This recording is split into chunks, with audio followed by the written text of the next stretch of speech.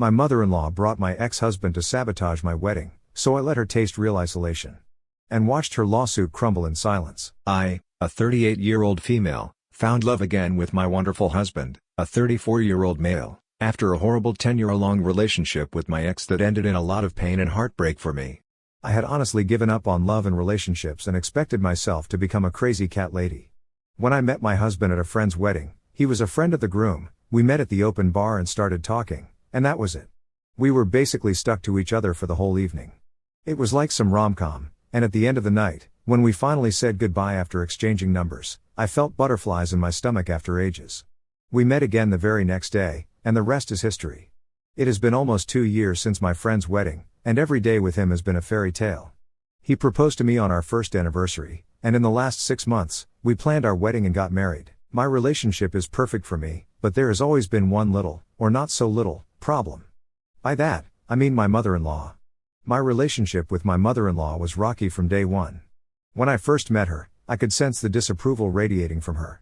It wasn't subtle either, she made it abundantly clear that she thought I wasn't good enough for her son. My husband is an only child, and his father passed away when he was just 16, so ever since then, it has just been him and his mother. Naturally, she is extremely protective of him and wants him to have the best things in life, and clearly, she didn't think that I was good enough. She had a problem with the fact that I'm older than her son. She did not like the fact that I was divorced. At first, she didn't know that I was in an abusive relationship because that is something really personal to me, and I don't like talking about it to most people. According to her, divorced women cannot be trusted, and I was someone who couldn't possibly measure up to her standards. At first, I tried to brush off her comments, telling myself that she was just being protective of her son. But as time went on, her dislike for me only seemed to grow. Every family gathering became a battleground, with my mother-in-law taking every opportunity to belittle me and undermine my relationship with my husband. Despite her constant negativity, I tried my best to keep the peace. After all, I love my husband more than anything, and I didn't want to cause any unnecessary tension between him and his mother. But deep down, her words cut me to the core, and I couldn't shake the feeling that I would never truly be accepted by her. My husband has always been fiercely on my side. He has gotten into countless arguments in my defense and has threatened to cut her off if she doesn't improve her behavior towards me. But it has always been an endless repetitive cycle. My mother-in-law makes a snarky comment or gives me the cold shoulder, my husband notices and speaks up, an argument follows, and after maybe a couple of days of silent treatment, my mother-in-law apologizes and is nice to me for a few weeks. It has been mentally exhausting, but my husband feels responsible for his mother, and I understood that she would always be a part of my life. Unfortunately, things got worse when he proposed to me. I guess she was hoping this was a random fling and that we would break up sooner or later. She even asked him if I was pregnant and said that even if I was, he didn't have to marry me. This is very unlike her because she is a traditional person who would never say something like this ordinarily. My husband actually thought she was joking at first and laughed it off. He asked her if he could have her wedding ring to propose to me, and she had a complete meltdown. She started the same old rant about me being used goods and unlucky, and my husband got so angry at her that he told her that I was abused in my last marriage and didn't deserve such cruelty over something that wasn't my fault. I guess he hoped that hearing about the abuse would make her change her mind about me and treat me more kindly, but it just backfired. She started saying things like how women like me lie about such things to get men in trouble and he should be careful about trusting me. At that point, he gave up any hope of her seeing reason and acting sane. In the end, he just gave up and bought a new ring for me that he proposed with. I wasn't aware of this, and my husband only told me about it very recently after our wedding.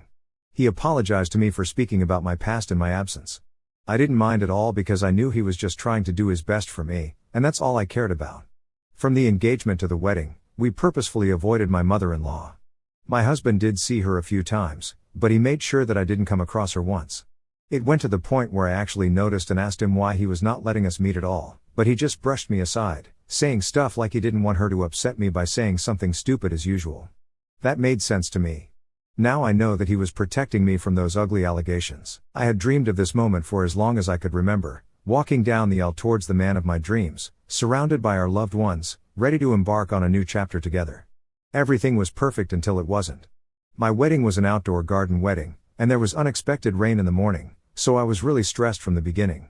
The rain stopped by the afternoon, and my lovely wedding planners managed to get the decor and everything in place, so I was finally starting to be less stressed about the day.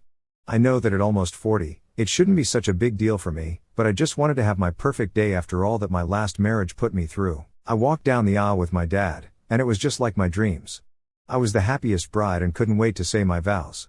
As I stood at the altar, my heart pounding with excitement and nerves, and we were just about to say our vows, I heard a very shocked "oh my God" from behind me. It was my maid of honor, Alana, who has been my closest friend for as long as I can remember. The moment I heard her, I could feel my stomach drop because I knew that something must be terribly wrong for her to interrupt the ceremony like that. I turned towards her and saw her glaring towards the guests, so I turned around to see what she was looking at. I don't think I can ever prepare myself for what I saw. It was my mother-in-law making her grand entrance with an incredibly smug look on her face. She was with a man and was wearing an off-white lace dress. For a moment, I thought that the white dress was what made Alana gasp like that, and I almost laughed because it was typical of her to pull a stunt like that, and it didn't even bother me. I was about to just turn around and resume the ceremony, but then I saw it. It wasn't my mother-in-law's horribly timed entrance and her white dress that got that reaction, it was the person she was with. To my horror, she was accompanied by none other than Joseph, as in my abusive ex-husband Joseph, the man who had made my life a living hell for years. I felt like I had been punched in the gut. It took me a very long time to get back to my normal life and fight the consequences of that marriage. Even now, when I think about how I survived all those years, I feel sick, and it was my wedding day. I was finally starting the best chapter of my life, and he was there again. I was simply terrified. For a moment, I even forgot where I was. I felt like I had been transported back to the past and could not even see my actual surroundings. Alana could see what I was going through and came next to me and held my hand, and it was only then that I came back to reality. How could she do this to me? How could she bring him here, knowing the pain and trauma he had caused me? I wanted to scream, to run away and never look back. My husband was extremely concerned and kept asking me what was wrong, but I couldn't speak. In my confusion, I realized that even though he knew everything about my ex and my first marriage, he didn't know what Joseph actually looked like. But I was in no state to speak and just kept staring at my mother-in-law blankly.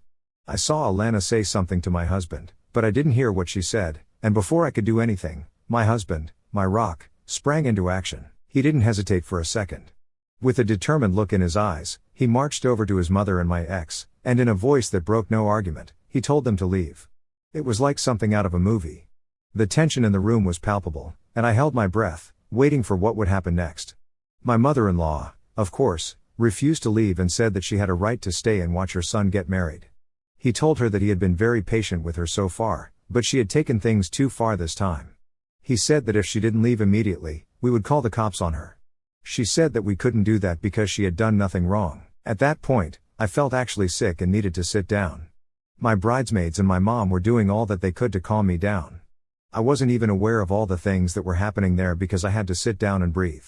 My bridesmaids were incredible, and I'm so grateful to them for handling the situation in the best way possible. They're the ones who actually told me how things went down because at that moment, my head wasn't working. The only thing I could hear was my own heart beating faster than it ever has. The only part of the conversation I actually heard was what my husband did after that. He told my mother-in-law that he would call the police on her for bringing someone I have a restraining order against near me, and that if she didn't want things to turn ugly, she should leave. It was my ex who spoke after that. I hadn't heard his voice in years, but the moment he spoke up, I got literal chills down my spine. I felt like I was about to puke. My ex then said that the cops could not do anything because the restraining order I had against him had expired, and the law couldn't do anything about it. The sinking feeling returned to my stomach. Somehow, in the middle of the wedding planning and my new life, I had completely forgotten about that. My ex continued talking and told my husband he should be glad his mother was looking out for him by not letting him marry me because I would ruin his life just like I ruined his own.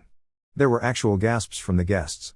I couldn't believe what was happening to what was supposed to be the best day of my life. He tried to say something again, but before he could utter a single word, my husband literally ran over to where he was and punched him in the face. That was it, the whole ceremony just turned into utter chaos. My ex tried to hit my husband back, and our groomsmen had to step in to defuse the situation. A lot of pushing around and shouting eventually resulted in my ex literally being thrown out of the venue. By that time, someone had called security as well. My ex did not come back, but my mother-in-law was still there. At that point, it had been almost an hour since this whole drama started.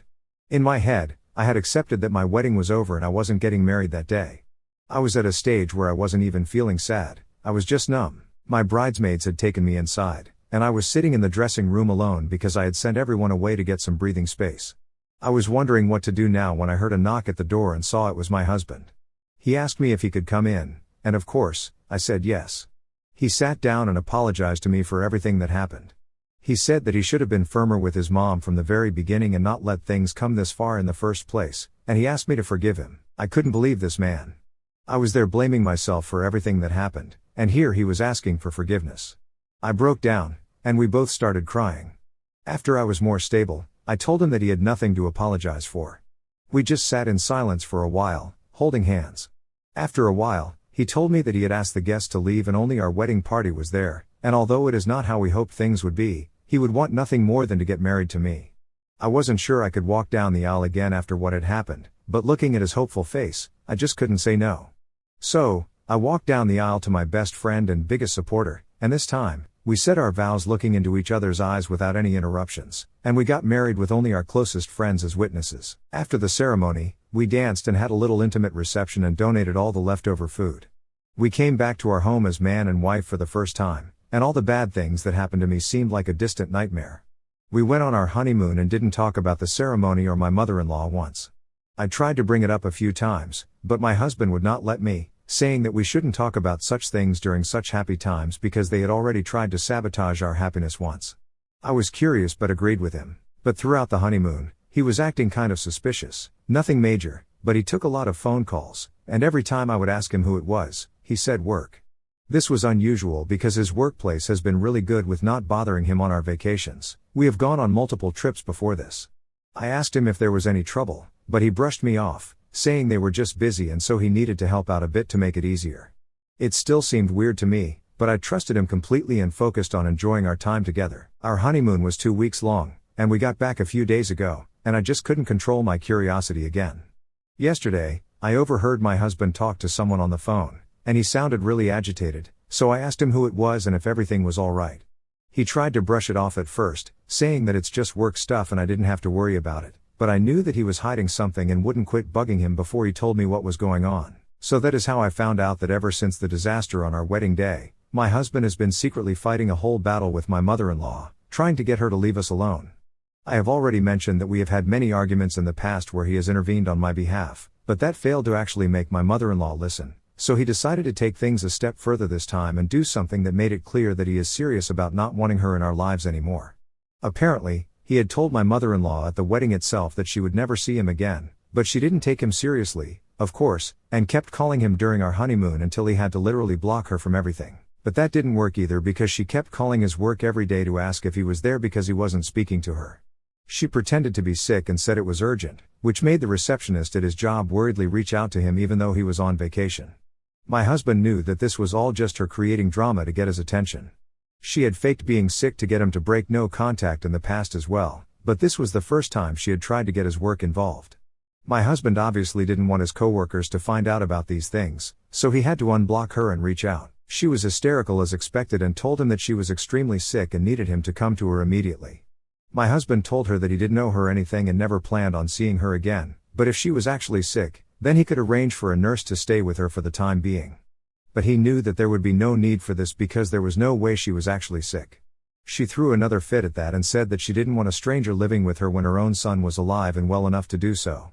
Let me just remind you all that she was fully aware that we were on our honeymoon. My husband lost his patience at that and said that if she couldn't accept what he was offering, then there was nothing else he could do for her, and he hung up on her.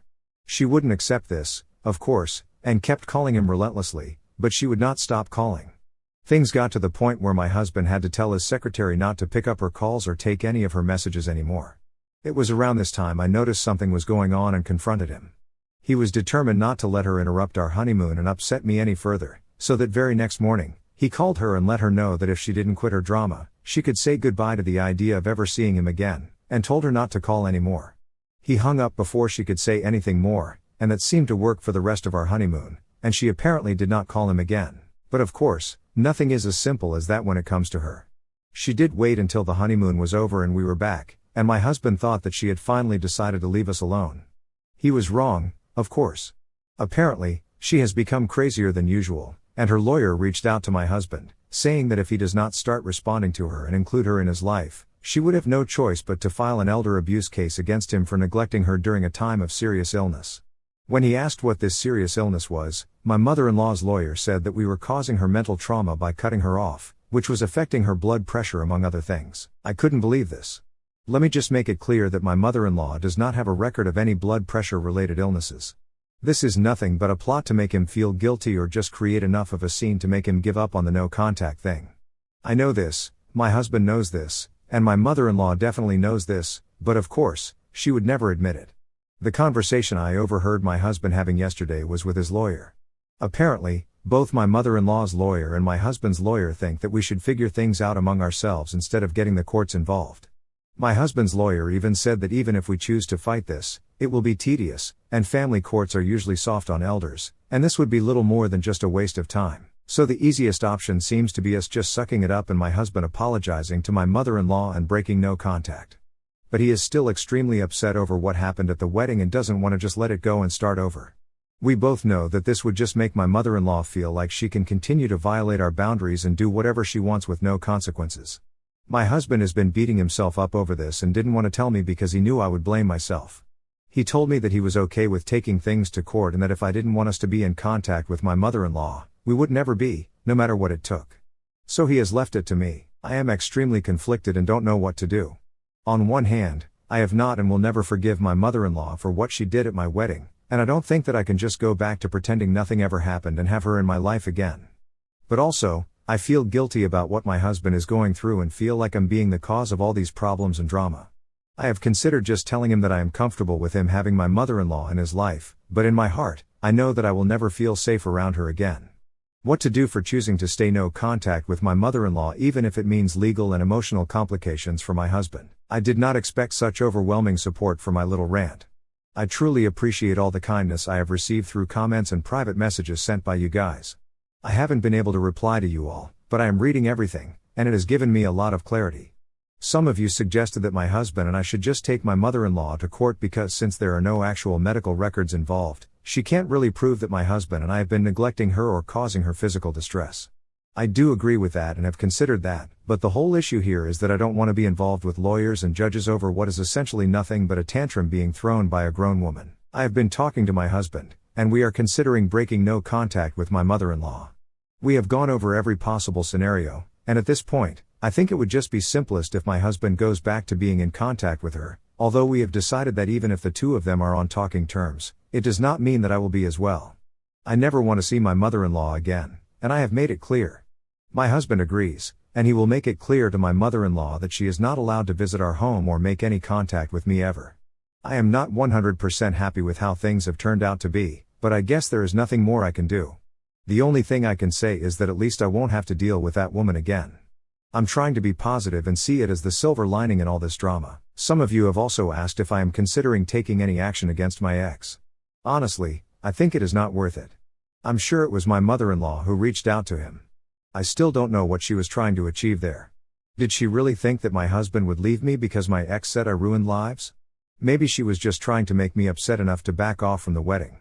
I have spoken to my lawyer, and she thinks it would be complicated to renew the restraining order because apart from the wedding, he has not done anything since the divorce, and even at the wedding, it can be argued that he did not actively do something to harm me. More than all of that, though, I don't want to see him ever again, and unless he tries to do something again, I just want to avoid him for as long as I can. Anyway, my husband is going to reach out to my mother-in-law and meet her. I hope she agrees to leave me out of it because if not, I don't know what we're supposed to do. So things didn't go as well as we were hoping they would. I knew we were being too hopeful. My husband told her that he would be in contact with her and visit her regularly, but she wasn't welcome in our house anymore. My mother-in-law threw another tantrum at that and said that I was isolating her and that if he allows me to act this way, then when we have kids, I wouldn't let her see them and rob her of her grandchildren. My husband was honestly too amazed at how she jumped to those conclusions to even say anything. He told her the truth that we hadn't even thought of having kids anytime soon and there was no point in basing this decision on something that may not even happen for years. Of course, my mother-in-law wasn't happy with this and said that this was another way I was mentally abusing her and isolating her. My husband lost his temper at this and told her that none of this would have happened if she hadn't pulled that stunt at our wedding. My husband wouldn't tell me what she said about that, but after a lot of pleading, he told me that she said she was trying to show him the reality of what kind of a woman I was to protect him from marrying me. My husband lost his temper at that and walked out. He said that it doesn't matter what she does anymore and that we're done with her. We are prepared to waste our time and money at courts and on lawyers if it means that she won't be in our lives anymore. I posted a couple of months ago about my crazy mother-in-law sabotaging my wedding and then trying to blackmail me and my husband into forgetting everything she did and letting her back into our lives. When my husband told my mother-in-law that she should go ahead and call her lawyer, she thought he was bluffing and wouldn't really let things go that far, but we were serious, and the next time she tried to reach out to him, he told her to only contact us through our lawyer. That made her really offended, and she started to show up at our house randomly to try and get a hold of him. It got to a point where I was scared of opening the door just in case I would see her standing there. It was not a pleasant situation to say the least. My husband and I were talking about our options in this situation. One particularly frustrating day, I just told him that maybe we should move without telling her. I was not even serious when I said that, but the moment I did, we looked at each other and felt that it could really improve things for us. Thankfully, we both have a good amount of savings, so we could afford to move out to a rented place while the house was being seen by buyers. We contacted a realtor, put up a for sale sign, and moved almost overnight. We knew my mother-in-law would see the sign and freak out. We settled into our tiny 2-bedroom without even unpacking much because we knew our house wouldn't be too hard to sell and started looking for a new place. Sure enough, 2 days into moving out, our lawyer called us to say that she was being bombarded with questions. We told her to ignore them and tell my mother-in-law that we would show up for any court dates but she shouldn't expect to see either of us ever again. A few days into that situation, we were told that she was dropping any cases and wanted my husband to speak to her again. We might consider seeing her someday in the not-so-near future. For now, we're focusing on our marriage and finding a new place to start over. We're thinking of a condo with good building security to keep out any unwanted guests.